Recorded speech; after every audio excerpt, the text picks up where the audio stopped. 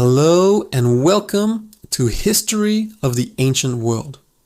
Today, we're setting sail on a journey back in time to explore a civilization that mastered the seas and changed the course of history forever. We're talking about the ancient Phoenicians, the master mariners and traders of the Mediterranean. So, who were the Phoenicians? Picture this: a narrow strip of land along the eastern Mediterranean coast in what is now modern-day Lebanon, Syria, and Israel. This was Phoenicia. Unlike their powerful neighbors like Egypt or Mesopotamia, the Phoenicians didn't have vast farmlands to build an empire upon. Instead, they had something else: the sea, and they turned this geographic challenge into their greatest strength. Their story begins around 3000 BCE, but they truly rose to prominence around 1200 BCE.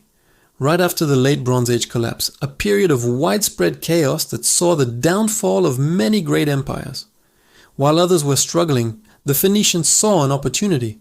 They stepped into the power vacuum, establishing a network of independent city-states like Byblos, Sidon, and Tyre.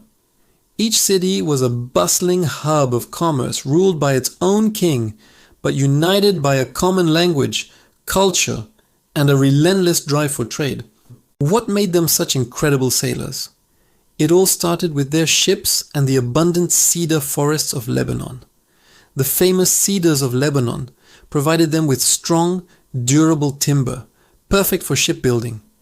They developed revolutionary vessels, long, sleek galleys for speed and protection, and wide, sturdy merchant ships with deep hulls capable of carrying massive amounts of cargo. These weren't just coastal boats. These were state-of-the-art ships designed for the open sea. They were among the first to navigate by the stars, particularly the North Star, which the Greeks later called the Phoenician Star. This allowed them to sail at night, a huge advantage over their competitors, enabling them to make longer, faster, and more direct voyages. And what did they trade? Just about everything. Their most famous export was a brilliant, highly sought-after purple dye. This Tyrian purple, extracted from a tiny sea snail, was incredibly difficult and expensive to produce. It took thousands of snails to create just a small amount of dye, making it worth more than its weight in gold. This dye became a symbol of royalty and power throughout the ancient world. Kings and emperors would clad themselves in purple robes to display their wealth and status. The very name Phoenicia is believed to be derived from the Greek word phoenix, meaning purple. But they didn't just sell dye, they were master craftsmen, known for their exquisite glasswork, intricate ivory carvings, and fine metalwork. They would load their ships with these luxury goods, along with Lebanese cedar wood, wine, and olive oil. Then they would sail across the Mediterranean, trading these items for raw materials like tin from Britain, silver from Spain, copper from Cyprus, and ivory and gold from Africa. They were the ultimate middlemen, connecting disparate cultures and economies. Their quest for resources and new markets led them to establish a vast network of trading posts and colonies all across the Mediterranean. From Cyprus and Sicily to the coasts of North Africa and Spain, Phoenician settlements popped up everywhere. Perhaps their most famous colony was Carthage, located in modern-day Tunisia. Founded by settlers from Tyre around 814 BCE, Carthage would eventually grow into a mighty power in its own right, becoming a major rival to the burgeoning Roman Republic. The Phoenicians weren't just traders, they were explorers. Driven by commercial ambition, they ventured where no one from their part of the world had gone before. The Greek historian Herodotus tells a story of a Phoenician expedition commissioned by the Egyptian pharaoh Necho II around 600 BCE that successfully circumnavigated Africa.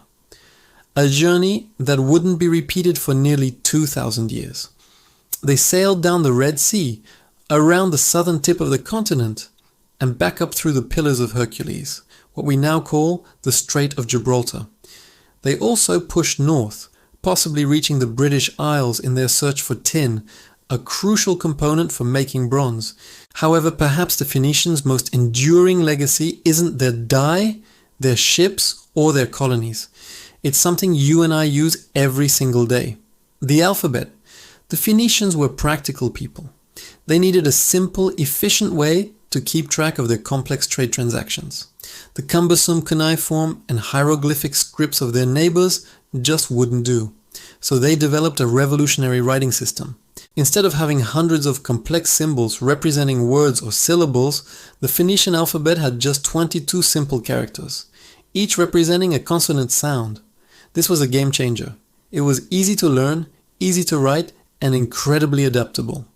This alphabetic script spread like wildfire along their trade routes. The Greeks adopted it, adding vowels to create the first true alphabet. The Etruscans in Italy picked it up from the Greeks, and then the Romans adapted it from the Etruscans. The result is the Latin alphabet, the very script I'm using to write this, and the one you're reading right now. Nearly every alphabet in the Western world, and many in the East, can trace its roots back to this brilliant Phoenician innovation. So what happened to the Phoenicians? Their story isn't one of a sudden, dramatic collapse. As a collection of city-states, they were often under the influence or direct control of larger empires. They paid tribute to the Assyrians, the Babylonians, and then the Persians. While their homeland was being conquered, their colonies, particularly Carthage, began to thrive independently.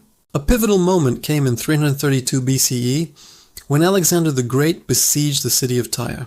Tyre was a formidable island fortress, and its citizens put up a heroic resistance.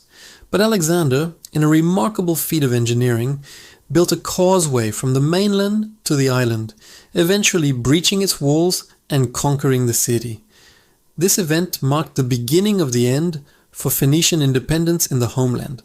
The region was Hellenized, absorbing Greek culture and language. Meanwhile, in the Western Mediterranean, Carthage had become a dominant power, leading to a series of epic conflicts with Rome known as the Punic Wars.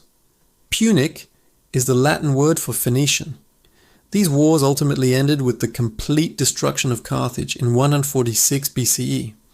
With the fall of their greatest colony and the absorption of their homeland into successive empires, the distinct Phoenician identity gradually faded into the annals of history. But their legacy is undeniable. They were the great connectors of the ancient world. They didn't build a massive land empire through conquest, but a commercial empire through trade, diplomacy, and exploration. They spread goods, ideas, technologies, and cultures across the sea. They taught the world how to write with an alphabet and how to navigate the open ocean.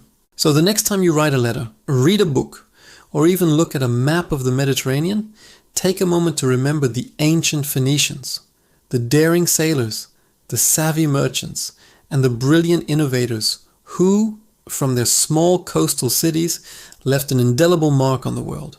They may not be as famous as the Romans or the Greeks, but their influence is all around us. Thank you so much for joining us on this voyage into the past. If you enjoyed this journey, please give this video a thumbs up, and don't forget to subscribe to History of the Ancient World and hit that notification bell so you don't miss our next exploration. Until next time, stay curious.